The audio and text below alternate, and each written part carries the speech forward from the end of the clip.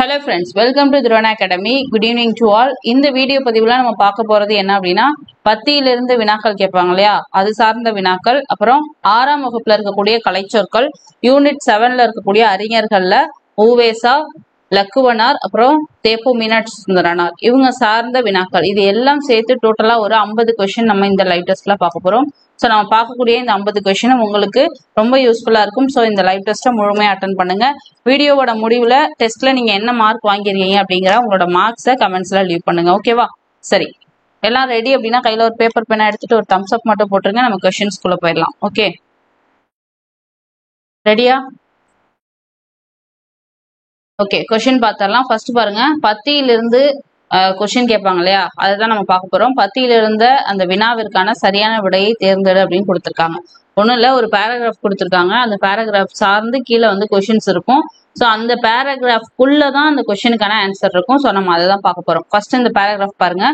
திராவிட மொழி குடும்பத்தின் தொன்மையான மூத்த மொழியாக திகழ்கிறது தமிழ். பிற திராவிட மொழிகளை விட ஒப்பியல் ஆய்வுக்கு பெருந்துணையாக அமைந்துள்ளது. தமிழ் மொழி மூல திராவிட மொழியின் பண்புகள் பலவற்றையும் பேணி பாதுகாத்து வருகிறது. அத்துடன் தனித்தன்மை மாறுபடாமல் காலந்தோறும் தன்னை புதுப்பித்துக் கொள்ளும் பண்பு கொண்டதாகவும் தமிழ் மொழி விளங்கி வருகிறது அப்படின்னு கொடுத்திருக்காங்க. ஸோ இது வந்து அந்த பேராகிராஃப். ஸோ இது சார்ந்து கொஸ்டின்ஸ் வந்து நமக்கு இப்ப பார்க்க போறோம். ஓகேவா? ஸோ இது எல்லாத்துக்கும் ஆன்சர் வந்து இந்த பேராகிராஃப்ல தான் இருக்கும். சரி, கொஸ்டின்ஸ் பார்த்தரலாம். ஃபர்ஸ்ட் கொஸ்டின் பாருங்க, திராவிட மொழி குடும்பத்தின் மூத்த மொழி எது? திராவிட மொழி குடும்பத்தின் மூத்த மொழி எது?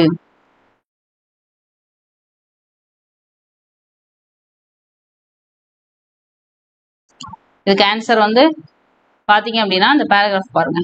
திராவிட மொழி குடும்பத்தில் மூத்த மொழியா விளங்கக்கூடியது என்னது? தமிழ். ஸோ அப்ப இதுக்கு ஆன்சர் என்ன? ஆப்ஷன் சி, தமிழ் தான். ஓகேவா? அடுத்த கொஸ்டின், எந்த ஆய்வுக்கு தமிழ் மொழி பெருந்துணையாக உள்ளது? அப்படியே பேராகிராஃப் பார்த்து ஆன்சர் சொல்லுங்க. என்ன வரும்? எந்த ஆய்வுக்கு தமிழ் மொழி பெருந்துணையாக உள்ளது?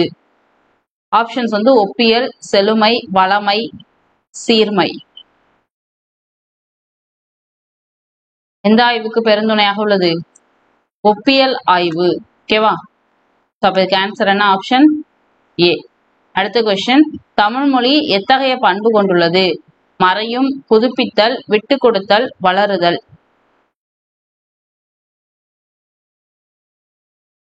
இதுல எந்த தன்மை கொண்டதா தமிழ் மொழி இருக்கு? அப்படி பாருங்க பேராகிராஃப்ல. மறையும், புதுப்பித்தல், விட்டு கொடுத்தல், வளருதல். புதுப்பித்துக் கொள்ளும் திறன் கொண்டது. ஓகேவா? அடுத்த கொஸ்டின் பார்க்கலாம். ஸோ இதுக்கு ஆன்சர் என்ன? Option B. தமிழ் மொழி எவற்றை பாதுகாத்து வருகிறது? மூல திராவிட மொழியின் பண்புகள், மூல திராவிட மொழியின் முடிவு, மூல திராவிட மொழியின் வளர்ச்சி, மூல திராவிட மொழியின் அழிவு. ஸோ இதுல எதை வந்து தமிழ் மொழி பாதுகாக்குது? பண்பா, முடிவா, வளர்ச்சியா, அழிவா? இதை மட்டும் அப்படியே நோட் பண்ணிக்கோங்க. நம்ம இப்போ அப்படியே பேராகிராஃப்க்கு போயிடலாம். ஓகேவா? ஸோ இது உங்களுக்கு கொஞ்சம் அந்த பேராகிராஃப் பார்த்தாதான் ஆன்சர் பண்ண முடியும். அப்படியே சொல்லுங்க, இதுல எங்க இருக்கு ஆப்ஷன்ஸ்? திரும்பவும் சொல்றேன். மூல திராவிட மொழியின் பண்புகள், மூல திராவிட மொழியின் முடிவு, மூல திராவிட மொழியின் வளர்ச்சி, மூல திராவிட மொழியின் அழிவு. இதுக்கு ஆன்சர் என்ன? இதற்கு பாத்தீங்களா? மூல திராவிட மொழியின் பண்புகள். ஓகேவா? அப்ப ஃபர்ஸ்ட் உள்ள அந்த ஆப்ஷன் தான். ஓகேவா? ஆப்ஷன் ஏ தான் இதுக்கு ஆன்சர். ஸோ இதே மாதிரிதான் உங்களுக்கு அந்த பேராகிராஃபுக்குள்ளதான் ஆன்சர்ஸ் இருக்கும். ஓகேவா? தமிழ் மொழி எதில் மாறுபடாமல் உள்ளது? நிறம், சுவை, தனித்தன்மை, ஆட்சி. ஸோ ஆப்ஷன்ஸை மட்டும் அப்படியே தனியாக நோட் பண்ணிக்கோங்க. அப்படியே அந்த பேராகிராஃப்க்கு நான் திரும்ப அந்த பேஜை காட்டுறேன் உங்களுக்கு. நிறம், சுவை, தனித்தன்மை, ஆட்சி. ஆப்ஷன் நோட் பண்ணிக்கோங்க. இப்போ அப்படியே பேராகிராஃப் போயிடுறேன். தமிழ் மொழி எதில் மாறுபடாமல் உள்ளது? அதுதான் கொஸ்டின்.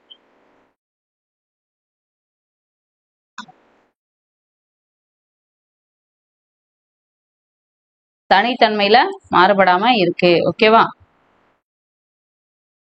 ஸோ அப்போ இதுக்கு ஆன்சர் என்ன? ஆப்ஷன் சி, தனித்தன்மை அப்படிங்கிறது தான். ஓகே, அடுத்த கொஸ்டின் பார்க்கலாம். ஸோ இப்போ நம்ம வந்து ஒரு பேராகிராஃப்ல இருந்து 5 கொஸ்டின் கேட்டிருக்காங்க. 5ம் கேட்கலாம், 3, 4ம் கேட்கலாம். ஸோ அது வந்து கொஸ்டினை பொறுத்தது.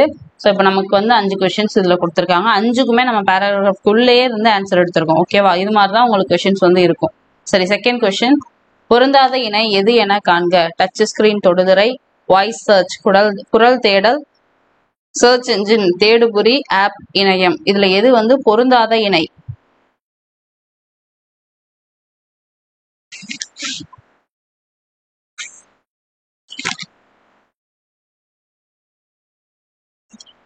இதுக்கு ஆன்சர் என்ன? ஈஸியான கொஸ்டின் தான்.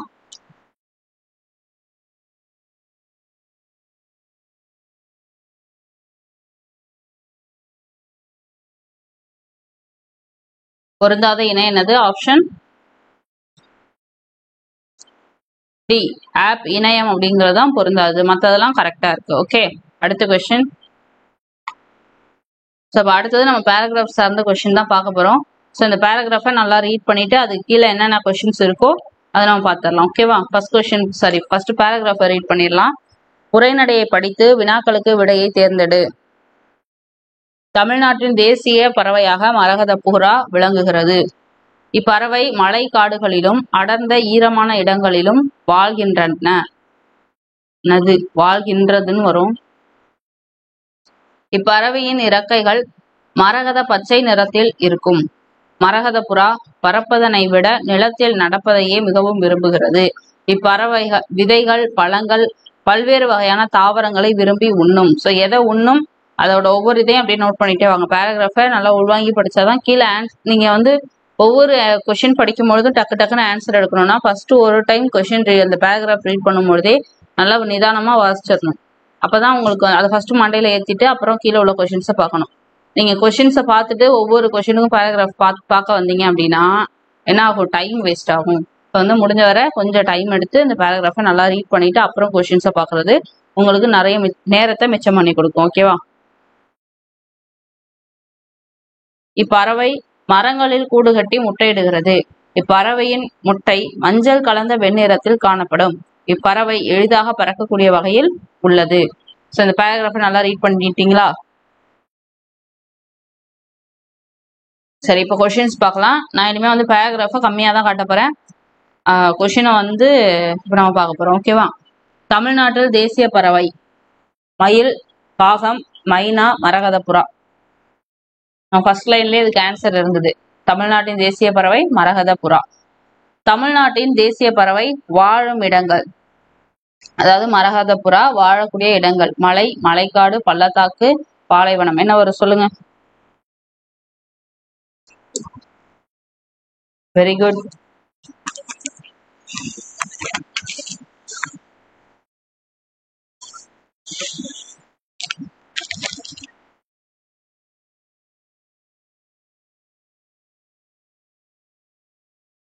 ஓகே, இதுக்கான ஆன்சர் ஆப்ஷன் பி, மலைக்காடு தான். ஓகேவா? எங்க வாழுது அப்படின்னு கேட்டிருக்காங்க. ஃபர்ஸ்ட் கொஸ்டின் எங்க இருந்தது? தமிழ்நாட்டின் தேசிய பறவையாக மரகத புறா விளங்குகிறது. இது எங்க வாழுது அப்படின்னா மலைக்காடுகள்லையும் அடர்ந்த ஈரமான இடங்கள்லையும் வாழுது அப்படின்னாங்க. அதுல மலைக்காடு நமக்கு ஆப்ஷன்ல இருக்கு. ஸோ அதை நம்ம சூஸ் பண்ணியிருக்கோம். ஓகேவா? அடுத்தது தேர்ட் கொஸ்டின் பாருங்க. இப்பறவை முட்டையிடும் இடங்கள் நீரில், நிலத்தில், மரங்களில், திறந்த வெளி.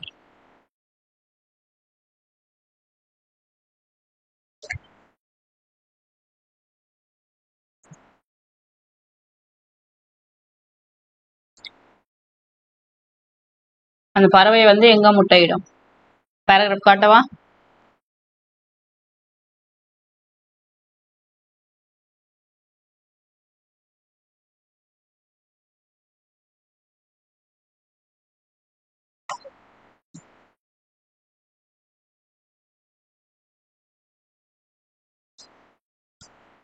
மரங்கள்ல முட்டையிடும். ஓகேவா? ஆப்ஷன் சி தான் கரெக்ட். இதன் முட்டையின் நிறம் என்ன? சிவப்பு, மஞ்சள், நீல நிறம், மஞ்சள் கலந்த வெண்மை நிறம். ஈஸியான கொஸ்டின் தான். முட்டையின் நிறம்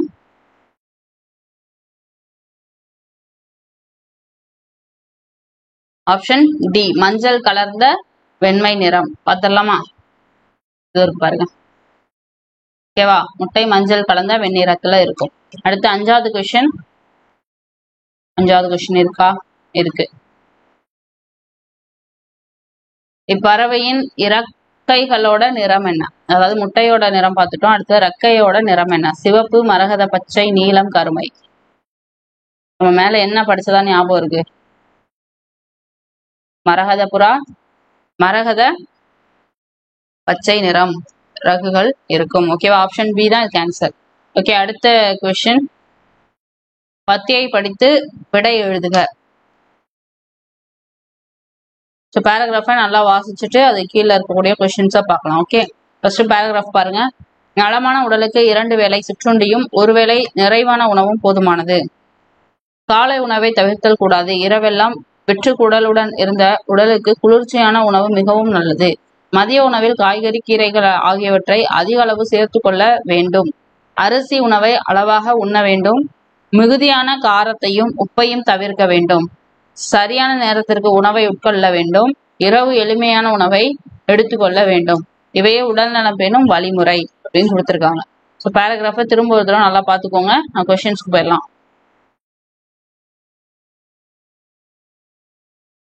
ஃபர்ஸ்ட் கொஸ்டின் பார்க்கலாம். நலமான உடலுக்கு எத்தனை வேளை சிற்றுண்டி உண்ண வேண்டும்?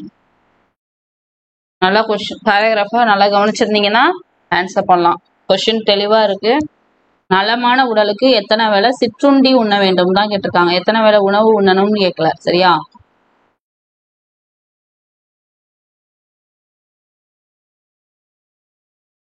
ஆப்ஷன் பி 2 வேளை. ஓகேவா, அப்படி பார்த்துடலாமா?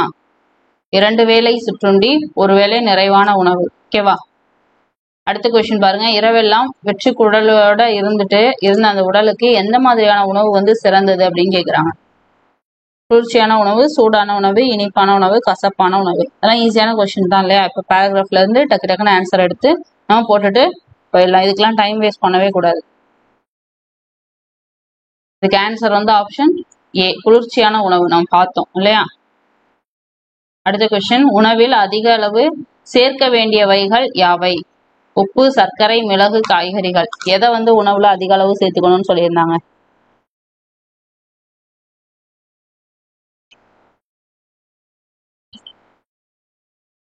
Very good. ஆப்ஷன் டி, காய்கறிகள் தான். ஓகேவா, அடுத்த கொஸ்டின், தவிர்க்க வேண்டிய உணவு எது? நீர்ம உணவு, திட உணவு, சூடான உணவு, காரமான உணவு. எதை தவிர்க்கணும்னு சொன்னாங்க?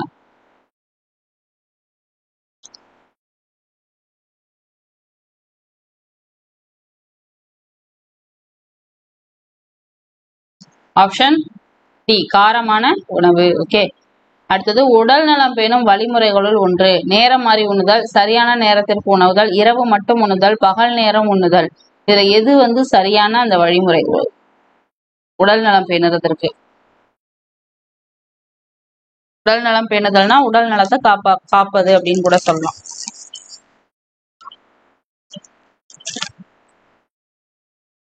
இதுக்கான ஆன்சர் ஆப்ஷன் பி, சரியான நேரத்திற்கு உண்ணுதல். ஓகே, அடுத்த கொஸ்டின்,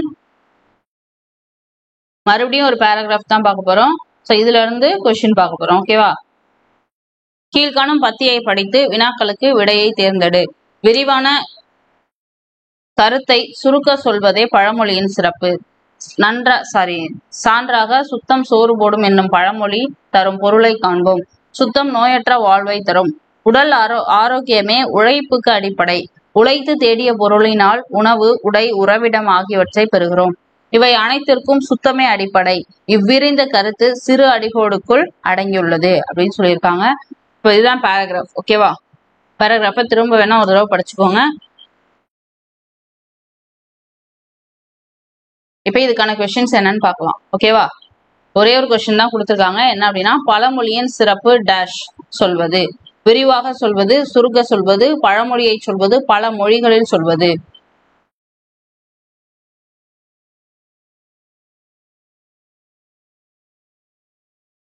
சொல்லுங்க. பேராகிராஃபும் நான் காமிக்கிறேன் ஸ்கிரீன்ல, ஈஸியா நீங்க இப்ப சொல்லலாம்.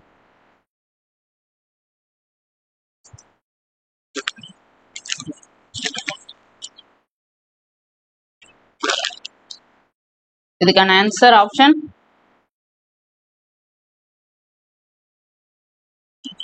பி, சுருங்க சொல்வது. ஓகேவா, பழமொழியின் சிறப்பு என்னது? சுருங்க சொல்வது. ஓகே, அடுத்த கொஸ்டின் பாக்குறதுக்கு முன்னாடி அந்த பேராகிராஃபை தெளிவா படிச்சிருங்க. ஓகே, கொடுக்கப்பட்ட பகுதியிலிருந்து வினாவிற்கான சரியான விடையை தேர்ந்தெடு. தாமிரபரணி ஆற்றின் மேற்கு கரையில் திருநெல்வேலியும் கிழக்கு கரையில பாளையங்கோட்டையும் அமைந்துள்ளன. இவ்விரு நகரங்களும் இரட்டை நகரங்கள் என அழைக்கப்படுகின்றன. பாளையங்கோட்டையில் அதிக அளவில் கல்வி நிலையங்கள் இருப்பதனால அந்த நகரை தென்னிந்தியாவின் ஆக்ஸ்போர்ட் என்பர். ரொம்ப கம்மியான பாயிண்ட் தான் கொடுத்திருக்காங்க. இதை நல்லா உள் வாங்கிக்கிட்டு இப்ப கொஸ்டின்ஸ் பார்க்கலாமா? சரி, தென்னிந்தியாவின் ஆக்ஸ்போர்ட் என்று அழைக்கப்படும் நகரம் எது? மதுரை, திருநெல்வேலி, பாளையங்கோட்டை, கன்னியாகுமரி. தென்னிந்தியாவின் ஆக்ஸ்போர்டு. மேல பேராகிராஃப்ல ஆன்சர் இருக்கு, பார்த்து டக்குன்னு சொல்லுங்க பார்ப்போம்.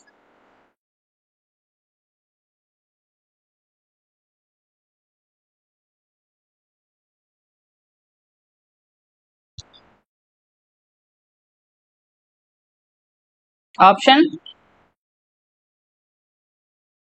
சி பாளையங்கோட்டை. இது நமக்கு பேராகிராஃப்ல எங்க இருக்கு? பாளையங்கோட்டையில நிறைய கல்வி நிலையங்கள் இருக்கிறதுனால அது தென்னிந்தியாவின் ஆக்ஸ்போர்ட் அப்படின்னு சொல்றோம். ஓகேவா?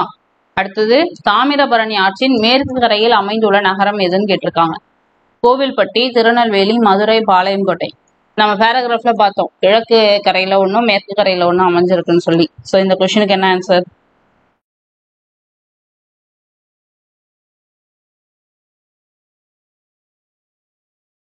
Very good. சிலர் தப்பா போடுறீங்களே.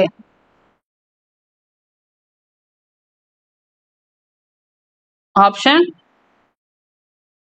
பி திருநெல்வேலி தான். ஓகேவா? ஸோ பார்த்துடலாமா?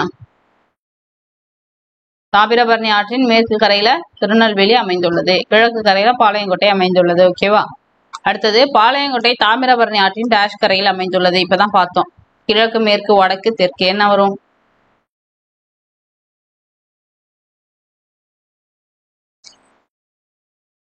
Option A. ஓகே, அடுத்தது பாருங்க. பாளையங்கோட்டையில அதிக அளவு இருக்கிறது என்னது? கல்வி நிலையம், அழகு நிலையம், சுகாதார நிலையம், தீயணைப்பு நிலையம். இதெல்லாம் ரொம்ப ஃபியூ செகண்ட்ஸ்ல நீங்க டக்கு டக்குன்னு ஆன்சர் செலக்ட் பண்ணணும்.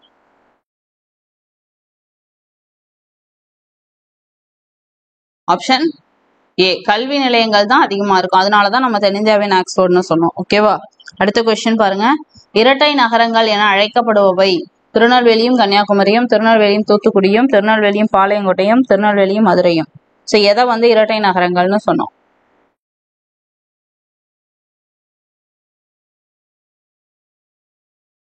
நம்ம அந்த பேராகிராஃப்ல ரெண்டு இதை பத்தி தான் பார்த்தோம் இல்லையா?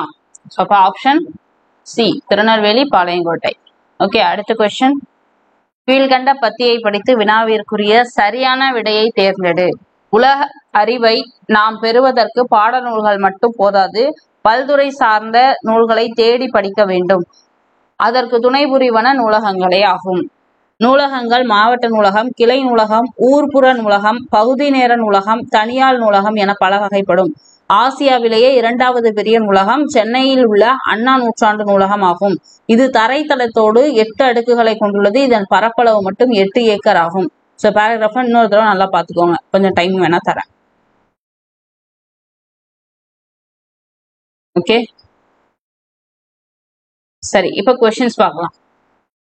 பல்வேறு துறை சார்ந்த நூல்கள் எங்க கிடைக்கும்? பள்ளி, கல்லூரி, நூலகம், வீடு. ஸோ பல்துறை சார்ந்த அந்த நூல்கள் எங்க கிடைக்கும்? பேராகிராஃப் வேணா காட்டுறேன்.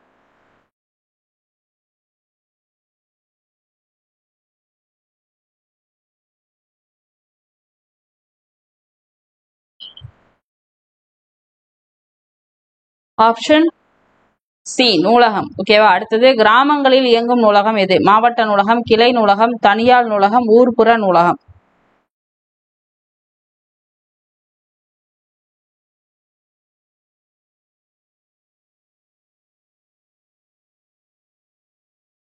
கிராமங்கள்ல இயங்கக்கூடிய நூலகம் என்னது? ஆப்ஷன் டி ஊர்ப்புற நூலகம். அடுத்த கொஸ்டின். சென்னையில் உள்ள அண்ணா நூற்றாண்டு நூலகத்தின் பரப்பளவு என்ன? 6 ஏக்கர், 8 ஏக்கர், 10 ஏக்கர், 12 ஏக்கர்.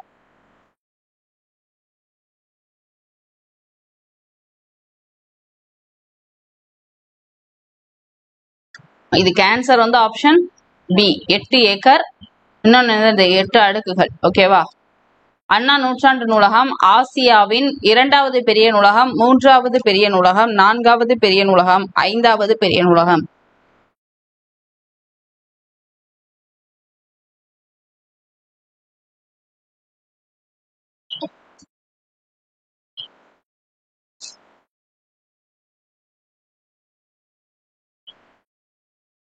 இந்த 10ல இருந்து கேட்ட எல்லா கொஸ்டினுமே வந்து ப்ரீவியஸ் இயர் கொஸ்டின். ஓகேவா?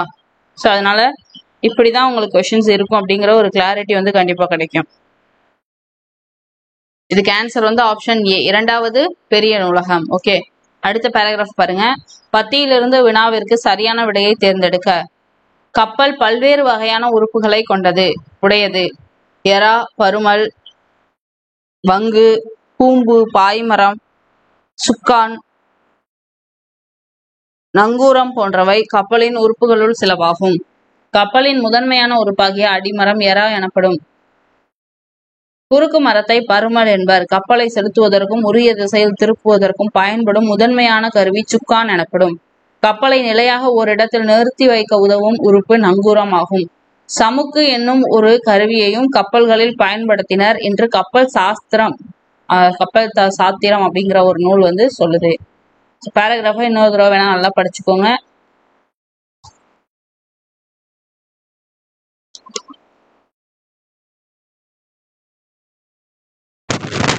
ஓகே, கொஸ்டின்ஸ் பார்க்கலாம். கப்பலின் முதன்மையான உறுப்பாகிய அடிமரத்தின் பெயரை சேர்க. பருமல், வங்கு, கூம்பு, எறா. முதன்மையான உறுப்பு அடிமரத்தோட என்னது?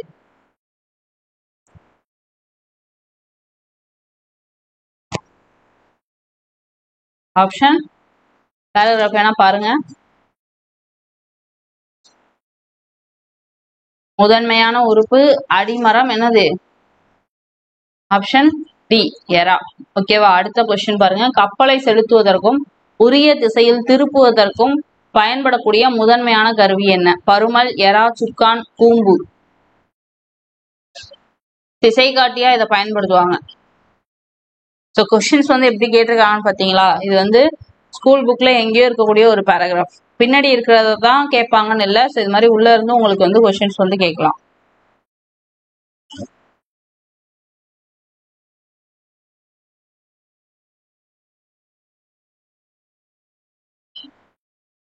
இதுக்கான ஆன்சர் ஆப்ஷன் சி, சுக்கான். ஓகேவா? அடுத்த கொஸ்டின். கப்பலை நிலையாக ஓரிடத்தில் நிறுத்தி வைக்க உதவும் உறுப்பு. சுக்கான், பருமல், நங்கூரம், கூம்பு. நிறுத்தி வைக்கிறதுக்கு எதை யூஸ் பண்ணுவோம்? 5 செகண்ட் தான், டக்கு டக்குன்னு சொல்லணும். இதெல்லாம் ரொம்ப ஈஸியான கொஸ்டின் தான்.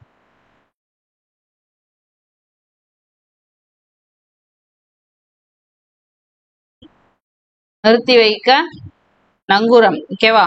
ஸோ இது எங்க கொடுத்துருக்காங்கன்னு பார்க்கலாமா? எறா, குறுக்கு மரத்தை பருமல். கப்பலை வந்து செலுத்துறதுக்கும் உரிய திசையில திருப்புவதற்கும் சுக்கானை பயன்படுத்துறோம். கப்பலை ஒரு இடத்துல நிறைய நிறுத்தி வைக்கிறதுக்கு நங்கூரத்தை பயன்படுத்துறோம். ஓகேவா? சரி, நங்கூரம். Option C. கப்பலின் குறுக்கு மரத்தின் பெயர் என்ன? வங்கு, பருமல், நங்கூரம், சுக்கான். குறுக்கு மரத்தை என்னன்னு சொல்றோம்?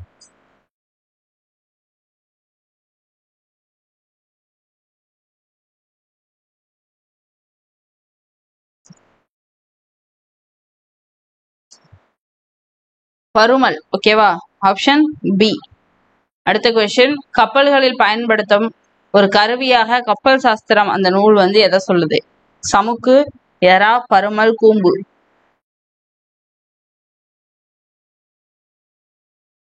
ஆப்ஷன் ஏ, சமுக்கு. ஓகேவா? அடுத்த கொஸ்டின். 10லிருந்து வினாவிற்கான சரியான விடையை தேர்ந்தெடு. ஸோ பேராகிராஃபை நல்லா வாசிச்சுட்டு அப்புறம் அதுக்கான கொஸ்டினை பார்க்கலாம். ஓகேவா? தமிழர்கள் முற்காலத்திலேயே கப்பல் கட்டும் கலையை நன்கு அறிந்திருந்தனர்.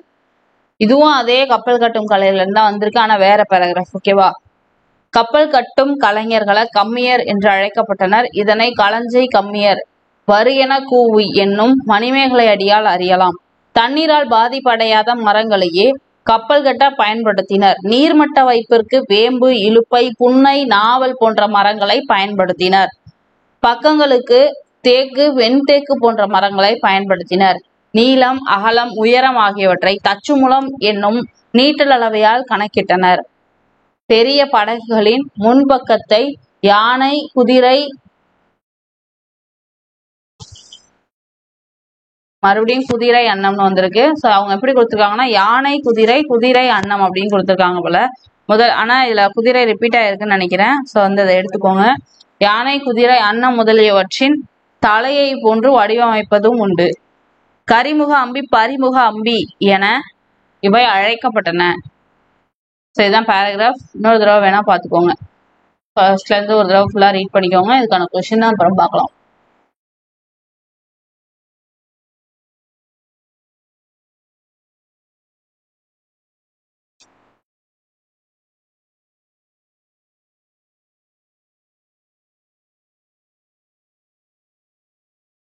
சரி, இதுக்கான கொஸ்டின்ஸ். ஃபர்ஸ்ட் கொஸ்டின் பாருங்க.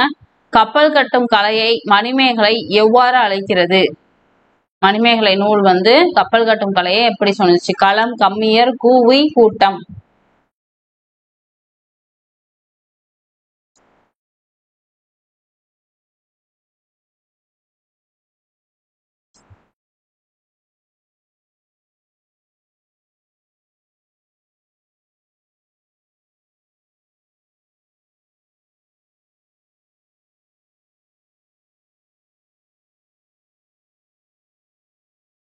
Very good.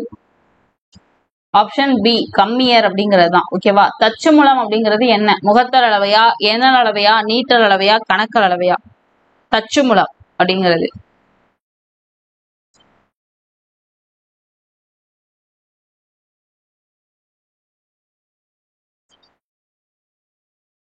தச்சுமுலம்.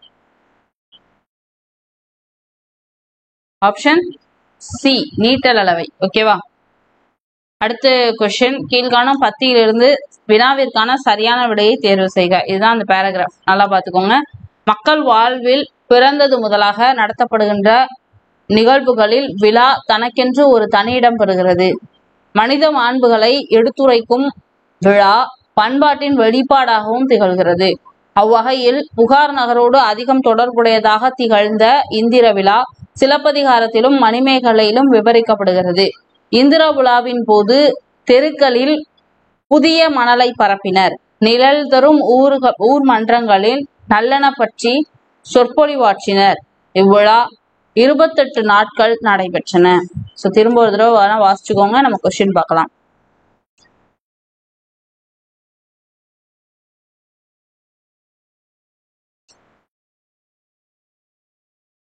மணிமேகலை பாடல் இருக்கு இல்லையா, அதுல இருந்து கொடுத்துருக்காங்க இந்த பேராகிராஃப்.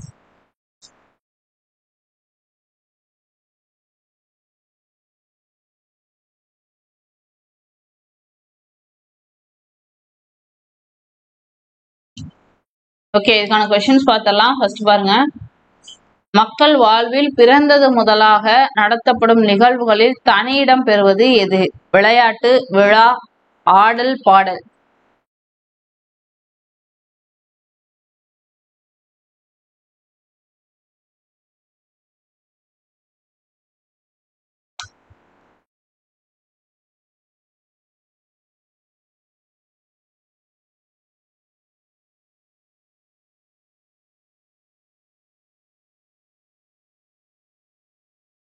ஆப்ஷன் பி விழா அப்படிங்கிறது தான். ஓகேவா? விழாக்களில் எவற்றின் வெளிப்பாடாக உள்ளது? விழாக்கள் வந்து எதனுடைய வெளிப்பாடா இருக்கு? மொழி, ஆளுமை, பண்பாடு, கல்வி. பேராகிராஃப் வேணா திரும்ப காட்டுறேன், நல்லா பார்த்துக்கோங்க. விழா எவற்றின் வெளிப்பாடாக உள்ளது? மொழி, ஆளுமை, பண்பாடு, கல்வி.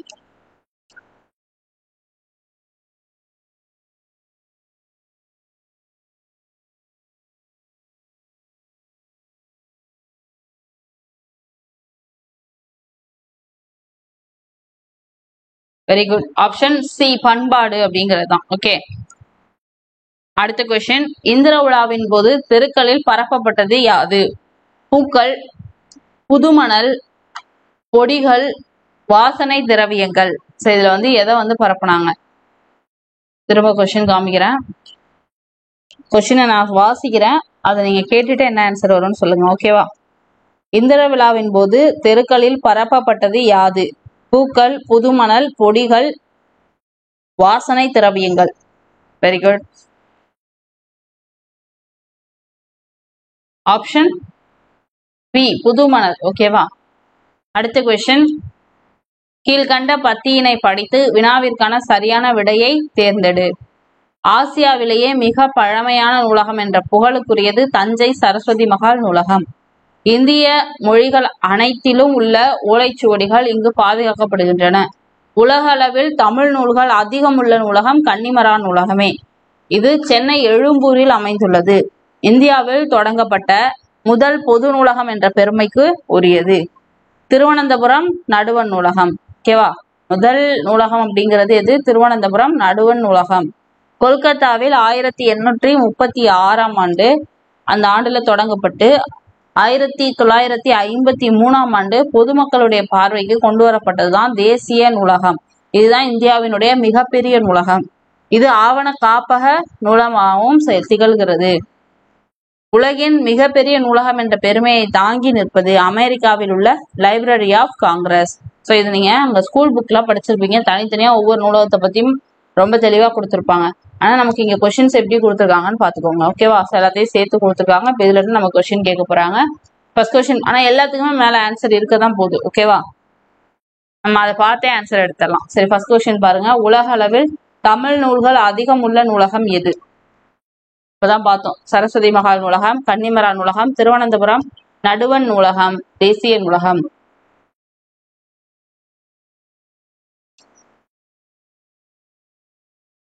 அதிக அளவு தமிழ் நூல்கள் இருக்கக்கூடிய நூலகம். ஆப்ஷன் பி, கன்னிமரா நூலகம். ஓகே, அடுத்தது உலகின் மிகப்பெரிய நூலகம் எது? உலகின் மிகப்பெரிய நூலகம் தஞ்சை சரஸ்வதி மகால் நூலகம், கன்னிமரா நூலகம், library of Congress, library of America.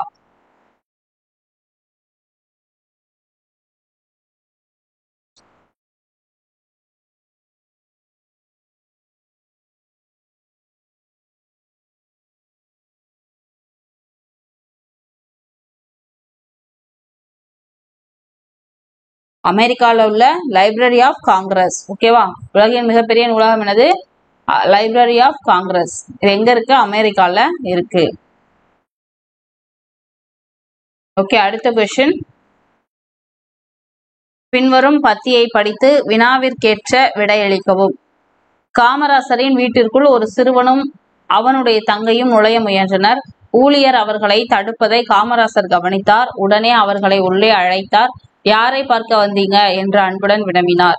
எங்க அண்ணனுக்கு தேர்வுக்கு பணம் கட்ட அம்மாவிடம் வசதி இல்லை, உங்களை பார்த்தால் என்று சிறுமி கூறி முடிப்பதற்குள் அம்மா அனுப்பிவிட்டாரா என்று காமராசர் கேட்டார். இல்லை, நாங்களாகத்தான் வந்தோம். அம்மா அப்பளம் போட்டு வீடு வீடாக போய் வித்துட்டு வருவாங்க. அதில் வரும் வருமானத்தை வச்சுதான் எங்களை படிக்க வைக்கிறாங்க என்று குழந்தைகள் கூறினார். 2 பேரும் சேர்த்து சொல்றாங்க. அதனை கேட்டதும் மாடி ஏறி சென்று பணத்தை கொண்டு வந்து கொடுத்தார். யாரு? காமராசர். மறுநாள் குழந்தைகள் இருவரும் காமராசரை தேடி வந்தனர். ஐயா, தேர்வுக்கு பணம் கட்டியாச்சு. இந்த ரசீதை, அதாவது பற்றுச்சீட்டு, ரசீதுனா பற்றுச்சீட்டு, ஓகேவா, பில் கொடுப்பாங்கல்ல அது, அம்மா உங்களிடம் காட்டி வர சொன்னாங்க என்றார். அதனை கேட்டு காமராசர் மனம் நெகிழ்ந்தார். இதுதான் வந்து பேராகிராஃப். இது நீங்க ஆல்ரெடி ஸ்கூல் புக்ல பார்த்துருப்பீங்க. ஸோ இதுல இருந்து கொஸ்டின் கேட்டிருக்காங்க. என்ன? காமராசரின் வீட்டிற்குள் நுழைய முயன்றவர்கள் யார்? ஈஸியான கொஸ்டின். பெற்றோர், மக்கள், சிறுவன் சிறுமி, ஆசிரியர்கள்.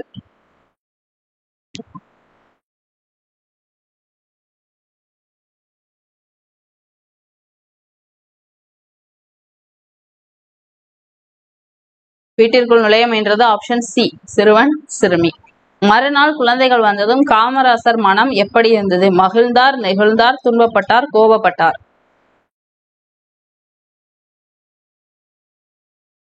Option B, நெகிழ்ந்தார். ஓகேவா, அடுத்த கொஸ்டின் பார்க்கலாம். கீழ்கண்ட பத்தியினை படித்து வினாவிற்குரிய சரியான விடையை தேர்ந்தெடு. ராமநாதபுரத்தை ஆட்சி செய்த செல்லமுத்து மன்னரின் ஒரே மகள் வேலு நாச்சியார். பன்மொழி புலமையும் போர் பயிற்சியும் பெற்றவர். சிவகங்கை மன்னர் முத்துவடுகநாதரை மணந்து மகிழ்ச்சியோடு வாழ்ந்து வந்தார். காளையார்கோவிலில் நடைபெற்ற போரில் முத்துவடுகநாதர் ஆங்கிலேயரால் நயவஞ்சகமாக கொல்லப்பட்டார். வேலு நாச்சியார் ஆங்கிலேயரை வென்று சிவகங்கையை மீட்க உறுதி பூண்டார். திண்டுக்கல் கோட்டையில் தங்கி ஒரு படை திரட்டி பயிற்சி அளித்தார். அமைச்சர் தாண்டவராயரும் தளபதிகளாகிய பெரிய சின்ன மருது மற்றும் சிலரும் உடன் இருந்தனர். ஆண்கள் படைப்பிரிவினருக்கு மருது சகோதரர்களும் பெண்கள் படைப்பிரிவினருக்கு குயிலியும் தலைமை ஏற்றனர். ஓகேவா, வேலுநாச்சியாரை காட்டி கொடுக்கும்படி உடையாள் என்னும் பெண்ணை ஆங்கிலேயர்கள் வற்புறுத்தினர். மறுத்ததால அவளை கொன்றுவிட்டனர். உடையாளின் பெருமையை அனைவரும் அறிந்து கொள்ள வேண்டும் என்று அவருக்கு ஒரு நடுக்கல் நடப்பட்டது. சோ இது வந்து வேலுநாச்சியார் பாடத்துல இருந்து நமக்கு ஒரு பேராகிராஃப் கொடுத்திருக்காங்க. இதுல இருந்து கொஸ்டின் கேட்டிருக்காங்க. என்ன அப்படின்னா,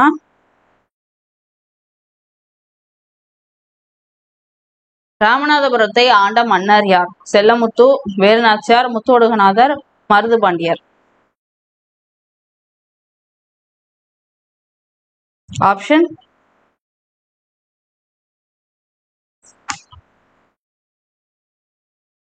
ஏ. ஓகேவா? செல்லமுத்து.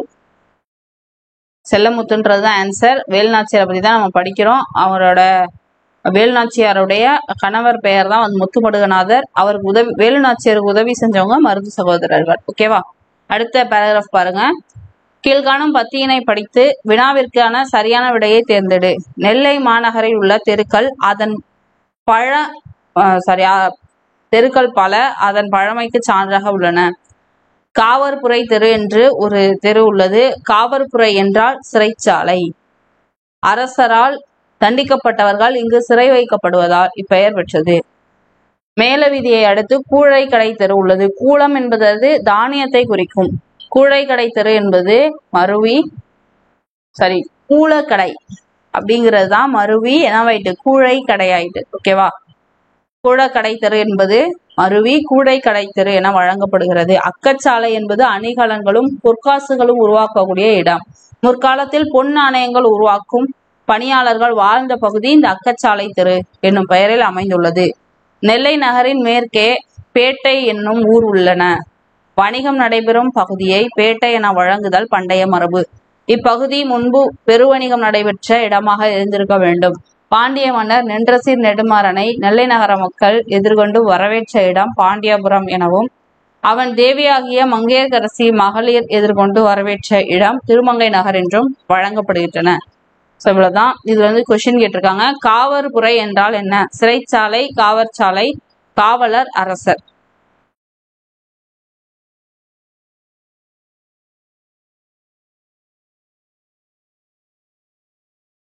என்ன வரும்?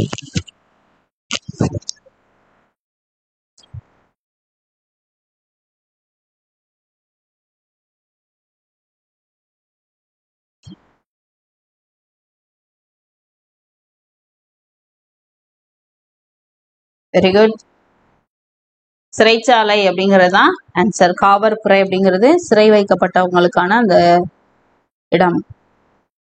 அடுத்த கொஸ்டின் பார்க்கலாம். பத்தியிலிருந்து வினாவிற்கான சரியான விடையை தேர்ந்தெடு. இசைக்கருவிகள் தோல்கருவி, நரம்பு கருவி, காற்று கருவி, கஞ்ச கருவி என 4 வகைப்படும். விலங்குகளின் தோலால் மூடப்பட்டு செய்யப்படும் கருவிகள் தோற்கருவிகள் எனப்படும். நரம்பு அல்லது தந்திகளை உடையவை நரம்பு கருவிகள் எனப்படும். காற்றை பயன்படுத்தி இசைக்கப்படுபவை காற்று கருவிகள் எனப்படும். ஒன்றோடு ஒன்று மோதி இசைக்கப்படுபவை கஞ்ச கருவிகள் எனப்படும். ஸோ இதுதான் பேராகிராஃப்.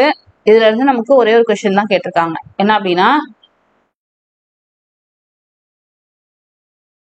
இசைக்கருவிகள் எத்தனை வகைப்படும்? 4, 2, 3, 1.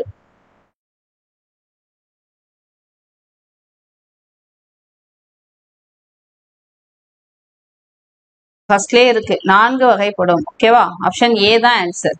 ஓகே, அடுத்த கொஸ்டின் பார்க்கலாம். தவறானதை தேர்வு செய்க. கிரீட்டிங்ஸ் நல்வரவு, மேக்கப் ஒப்பனை, டிஃபன் சிற்றுண்டி, ரெடிமேட் ட்ரெஸ் ஆயத்த ஆடை. இதுல எது தவறானது? அப்ப அந்த இடத்துல என்ன வரும்?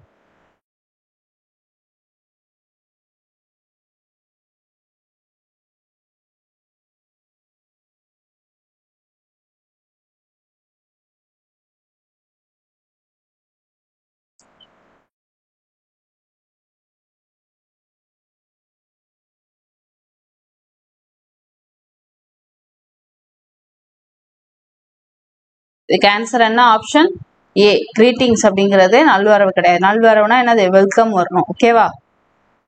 அடுத்த கொஸ்டின். அரசு ஆவண காப்பகம் எங்குள்ளது?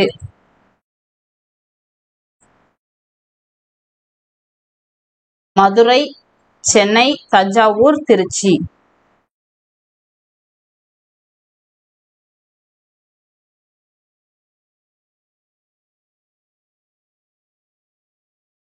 அரசு ஆவண காப்பகம் எங்க இருக்கு? சென்னையில இருக்கு. ஓகேவா? ஆப்ஷன் பி தான் ஆன்சர். அடுத்த கொஸ்டின், நுகர்வோர் என்ற சொல்லிற்கான கலைச்சொல் என்ன? Commodity, consumer, heritage, voyage.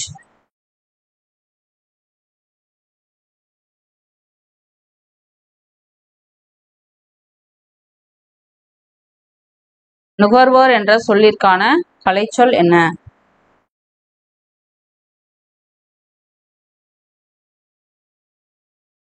Option B consumer. ஓகேவா? அடுத்த கொஸ்டின், மர்ச்சன்ட் என்ற சொல்லிற்கான சரியான கலைச்சொல் என்ன? வணிகர், கடற்பயணம், கலப்படம், பாரம்பரியம்.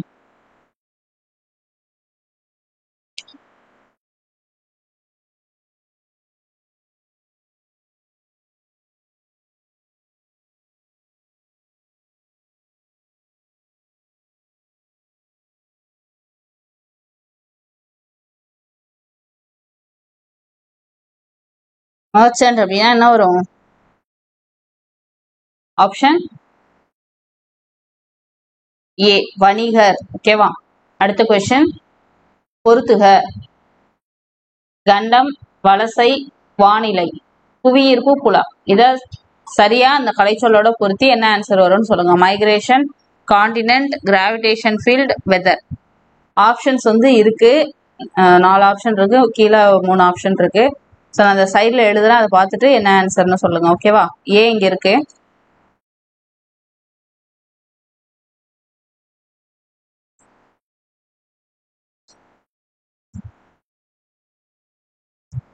ரெண்டு, 3, 4, 1,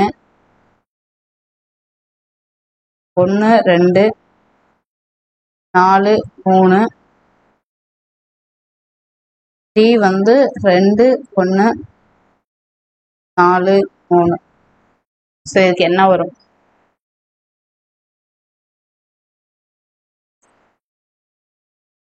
கண்டம் அப்படின்னா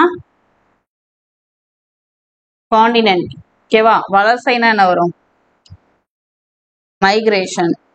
வானிலை அப்படின்னா வெதர்.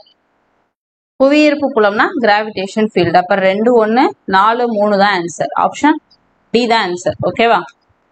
கரெக்டா இருக்கா? 2, 1, 4, 3 ஆப்ஷன் டி.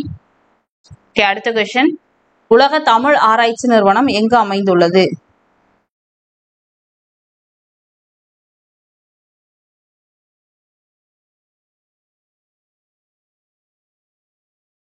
உலக தமிழ் ஆராய்ச்சி நிறுவனம் எங்கு அமைந்துள்ளது?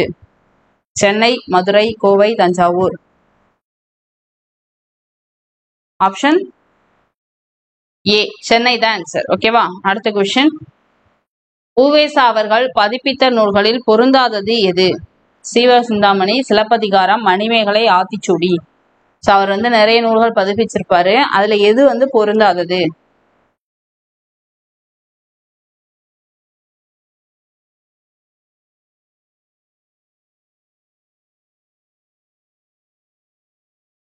Option very good, Aathichoodi. ஓகேவா? ஆப்ஷன் டி தான் ஆன்சர்.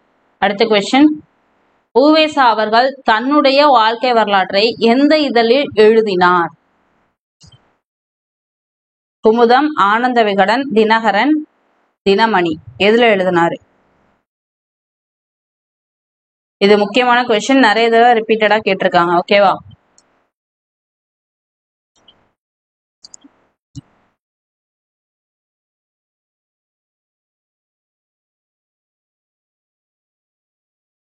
இந்த கொஸ்டினுக்கான answer option B Ananda Vikatan. Okay, அடுத்த கொஸ்டின், உவேசா அவர்களின் வாழ்க்கை வரலாற்று நூலின் பெயர் என்ன?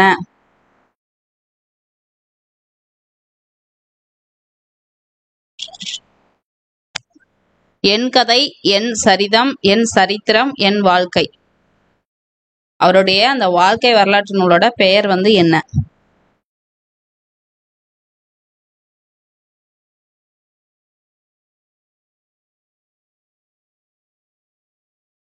அவருடைய வாழ்க்கை வரலாற்று நூல் என்னது? என் சரிதம். Option B. அடுத்த கொஸ்டின், உவேசா அவர்களின் பெயரால் நூலகம் எந்த ஆண்டு தொடங்கப்பட்டது? அவரோட பேர்ல ஒரு நூலகம் இருக்கு, அது எந்த வருஷம் தொடங்கினாங்க? 1940, 1942, 1990, 1964.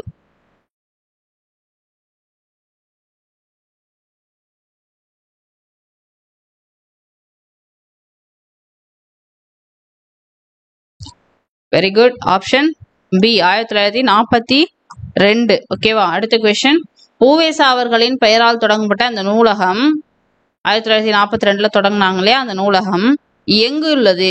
மதுரை, காஞ்சிபுரம், மாமல்லபுரம், சென்னை. இதுல எங்க இருக்குது?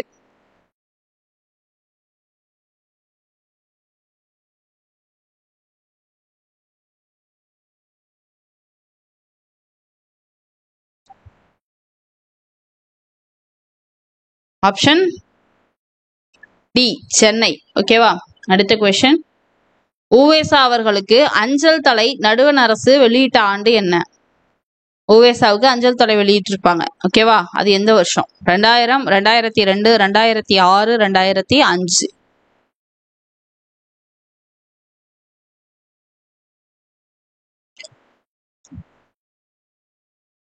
Option C 2006. ஓகேவா? அடுத்த கொஸ்டின், உவேசா அவர்கள் பிறந்த ஊர் என்ன? உத்தமபாளையம், உத்தமதானபுரம், உதகமண்டலம், திருநெல்வேலி. எங்க பிறந்தார்?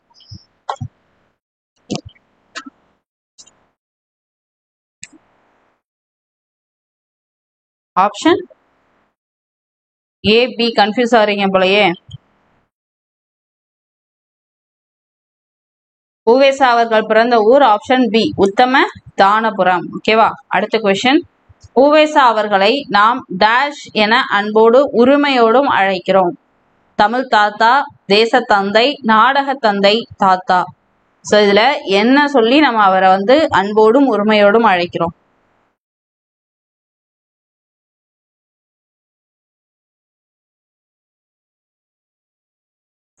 ஆப்ஷன் ஏ தமிழ் தாத்தா. ஓகேவா?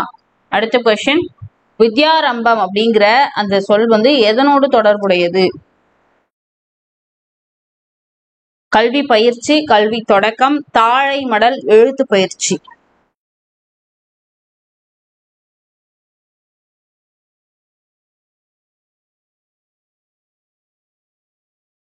ஆப்ஷன் பி கல்வி தொடக்கம். ஓகேவா?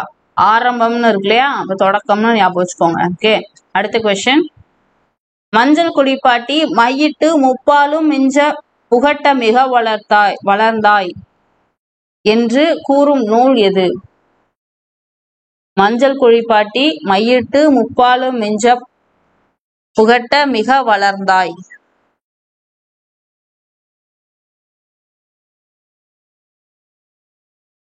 தமிழ் விடு தூது, Kalithogai, Purananuru, Akananuru.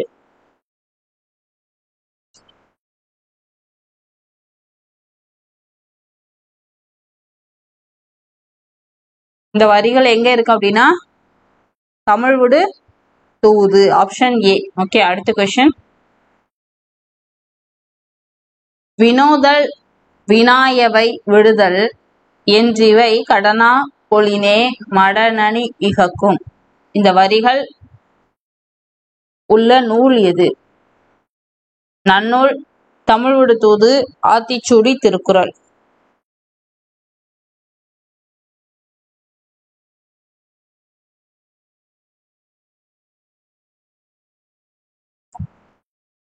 Answer option A Nannool. ஓகேவா?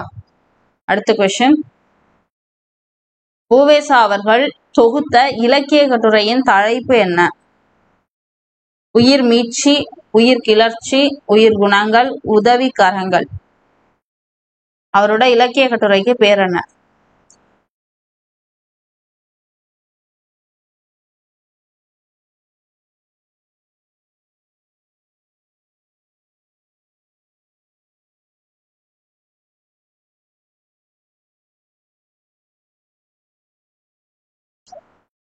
இதுக்கு ஆன்சர் ஆப்ஷன் ஏ உயிர் மீட்சி. ஓகேவா? அடுத்தது, உ.வே.சா அவர்களின் பட்டங்களுள் பொருந்தாதது எது? அவருடைய பட்டங்கள்ல எது பொருந்தாதது அப்படிங்கிறத சொல்லுங்க. ஓகேவா?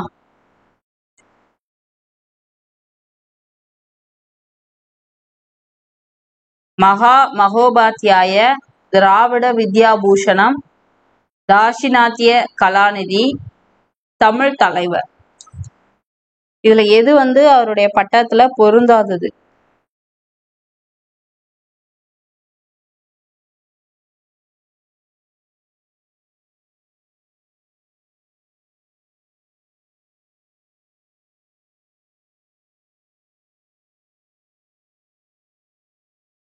இதுக்கு ஆன்சர் ஆப்ஷன் டி. ஏன்னா தமிழ் தாத்தான்னு தான் சொல்லுவோம், தமிழ் தலைவர்னு நம்ம சொல்ல மாட்டோம். ஓகேவா? அதுதான் தப்பு. அப்படி ஒரு பட்டம் அவர் வாங்கல. சென்னை பல்கலைக்கழகம் எப்போது உ.வே.சாவிற்கு டாக்டர் பட்டம் வழங்கியது?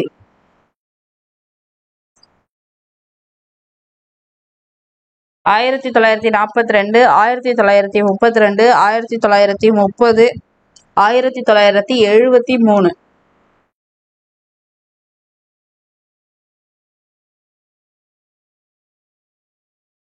டாக்டர் பட்டம் வழங்கினது எந்த வருஷம்?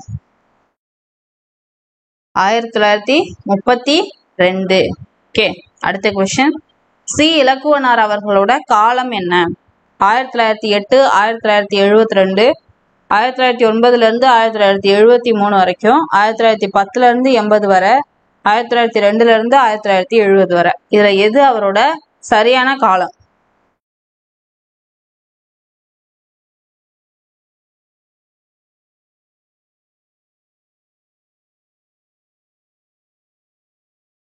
இதுக்கு ஆன்சர் ஆப்ஷன் பி. 1909 இருந்து 73 வரை. ஓகேவா?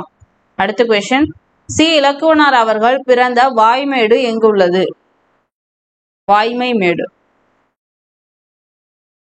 திருச்சி, காஞ்சிபுரம், திருப்பூர், நாகப்பட்டினம்.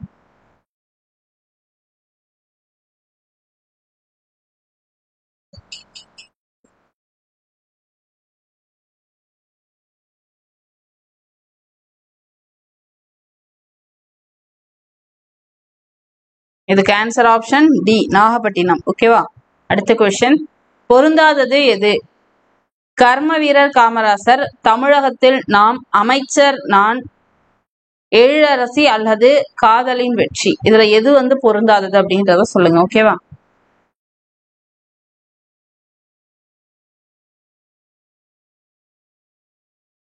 இதெல்லாம் இலக்குவனார் அவர்கள் தொடர்புடையதுதான். ஓகே, இதுல பொருந்தாதது ஆப்ஷன் சி, அமைச்சர் நான் கிடையாது. ஓகேவா? அடுத்த கொஸ்டின். பொருந்தாதது எது?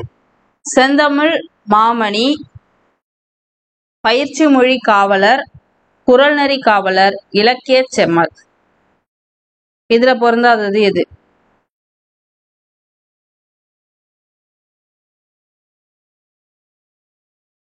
Very good. இலக்கிய செம்மல் தான் கிடையாது. ஏன்னா அதுக்கு பதிலா என்ன வரும்? இலக்கண செம்மல் அப்படின்னு வரும். ஓகேவா? அடுத்தது, இதுவும் இலக்குவனார் தொடர்புடையதுதான். அடுத்த கொஸ்டின். சி. இலக்குவனார் அவர்கள் எந்த ஆண்டு இந்திய எதிர்ப்பு போராட்டத்தில் கலந்து கொண்டு சிறை சென்றார்? 1965, 1966, 1909, 1976.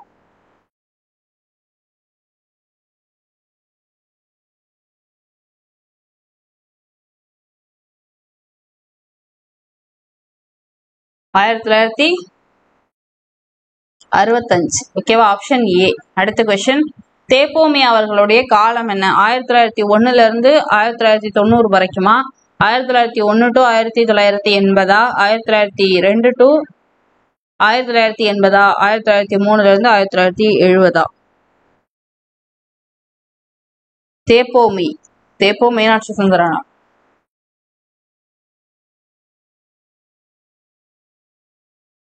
இதுக்கு ஆன்சர் ஆப்ஷன் பி, 1901 to 80. ஓகேவா? அடுத்த கொஸ்டின். தேப்போமி அவர்கள் எந்த ஆண்டு சென்னை உயர்நீதிமன்றத்தோட வழக்கறிஞர் ஆகிறார்? 1920, 1923, 1950, 1927. சென்னை உயர்நீதிமன்றத்தோட வழக்கறிஞர் ஆகிறது எப்ப?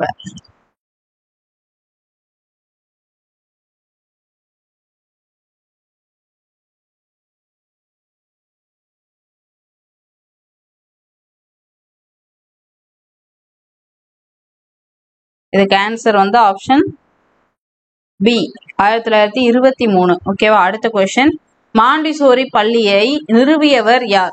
தேப்போமி, லக்குவனார், உவேசா, காந்தி. இந்த மாண்டிசோரின் ஸ்கூல்ஸ் இருக்கு இல்லையா, அந்த ஸ்கூல்ஸை வந்து யார் நிறுவனா? மாண்டிசோரி பள்ளியை நிறுவியவர்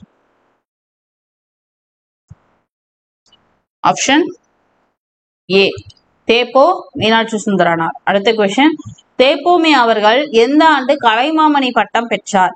1978, 1988, 1989, 1998. ஸோ இதுல எந்த வருஷத்துல அவருக்கு கலைமாமணி பட்டம் கொடுத்தாங்க? இன்னும் சில விருதுகளும் வாங்கியிருப்பாரு. அதெல்லாம் தெரியும் அப்படின்னா அது என்ன விருது, எந்த வருஷம், அதை நீங்க கமெண்ட்ஸ்ல தெரியப்படுத்துங்க. ஓகேவா? சரி, கலைமாமணி பட்டம் வந்து எப்ப வாங்கினாரு? 1978. ஓகேவா? அடுத்த கொஸ்டின், பொருந்தாதது எது? இது எல்லாமே தேப்போமி தொடர்புடையதுதான். வாழும் கலை, தமிழ் மனம், காணல் நீர், அன்பு முடி. இதுல எது பொருந்தாதது? அப்ப அந்த இடத்துல என்ன வரும்? இதுல எது பொருந்தாததுங்கிறதான் இப்ப நான் ஆன்சர் சொல்ல போறேன். அதுல என்ன வரும் அப்படிங்கறத நீங்க தான் கமெண்ட்ஸ்ல தெரியப்படணும், சொல்லணும். ஓகேவா?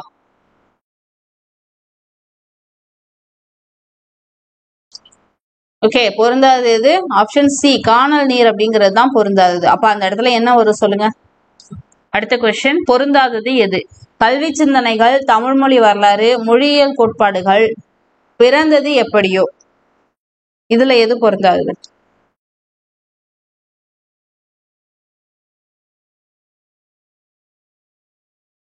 ஆப்ஷன் பியா? இல்லையே, சி. ஓகேவா? மொழியியல் கோட்பாடு தான். கோட்பாடுன்னு வராது. அப்ப அந்த இடத்துல என்ன வரும்னு நீங்க சொல்லுங்க. ஓகேவா? அடுத்த கொஸ்டின், சாரண சாரணியர் என்பதன் கலைச்சொல் என்ன? Trust, volunteer, scouts and guides, social worker. சாரண சாரணியர்.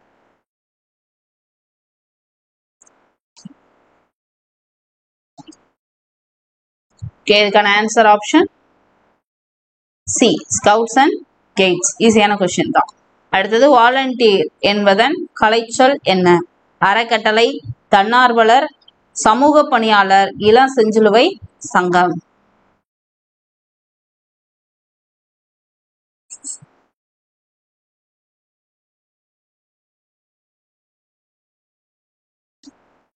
Option B. ஓகே, அப்ப மீதி இருக்கக்கூடிய சொல்லுக்கான அந்த இங்கிலீஷ் வேர்டு என்னன்னு பார்த்துலாமா? கலைச்சொல்ல அறக்கட்டளை அப்படின்னா என்ன வரும்? ட்ரஸ்ட். சமூக பணியாளர்னா சோஷியல் ஒர்க்கர். இளம் செஞ்சிலுவை சங்கம் அப்படின்னா என்னது? Junior red cross. ஓகே, அடுத்த கொஸ்டின் பார்க்கலாம். மனிதநேயம் என்ற சொல்லின் கலைச்சொல் என்ன? Mercy, humanity, lorry, truck. இதுல எது வரும்? மனிதநேயம் என்ற சொல்லுக்கான கலைச்சொல் ஹியூமனிட்டி, மெர்சி, ட்ரக், லாரி.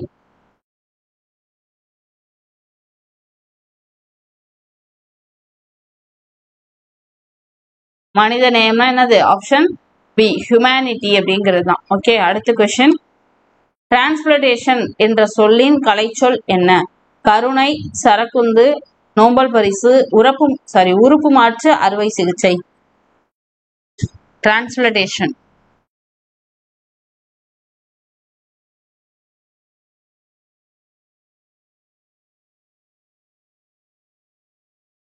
இதுக்கு ஆன்சர் ஆப்ஷன் டி உறுப்பு மாற்று அறுவை சிகிச்சை. அப்ப கருணை அப்படின்னா என்ன? மெர்சி. சரக்குந்துக்கு என்ன வரும்? லாரி. நோபல் பரிசுனா நோபல் பிரைஸ். ஓகேவா? சரி, இப்போ நம்ம 50 கொஸ்டின் பார்த்துருக்கோம். இந்த 50 கொஸ்டின்ல நீங்க எத்தனை கொஸ்டின்ஸ் ஆன்சர் ரைட்டா போட்டீங்க அப்படிங்கிற உங்களோட மார்க்ஸை கண்டிப்பா கமெண்ட்ஸ்ல தெரியப்படுத்துங்க. ஸோ இந்த லைவ் டெஸ்ட் உங்களுக்கு பயனுள்ளதா இருந்திருக்கும்னு நம்புறேன். ஓகே, அடுத்து நாளைக்குள்ள லைவ் டெஸ்ட்ல உங்களை சந்திக்கும் வரை உங்களிடமிருந்து விடைபெறுவது Kamali from drone academy. Thank you.